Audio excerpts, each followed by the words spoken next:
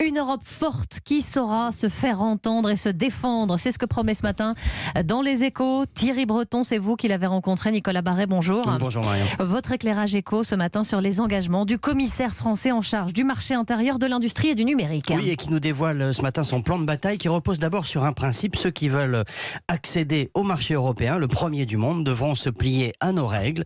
Alors ça vise les géants américains du numérique comme les entreprises chinoises. Fini l'Europe naïve. L'Europe va enfin se doter d'une vraie politique industrielle. C'est la promesse que fait Thierry Breton. Cela passe notamment par la fixation de règles sur l'usage et le traitement des données numériques.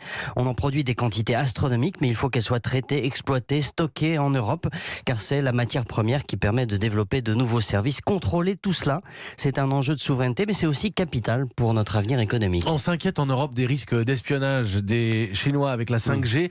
La fin de l'Europe naïve, ça veut dire non à Huawei ? Alors oui, là encore, il est crucial de fixer très très vite des règles, c'est ce que dit le commissaire européen. Bruxelles va détailler d'ici un mois une panoplie de mesures très strictes, et pour continuer à vendre leur technologie en Europe, Huawei et les autres devront s'y plier. La 5G, c'est ce qui va permettre en effet demain de connecter les objets, de faire rouler des voitures autonomes, de faire fonctionner des systèmes de santé à distance, etc. C'est absolument critique, beaucoup plus que la 4G.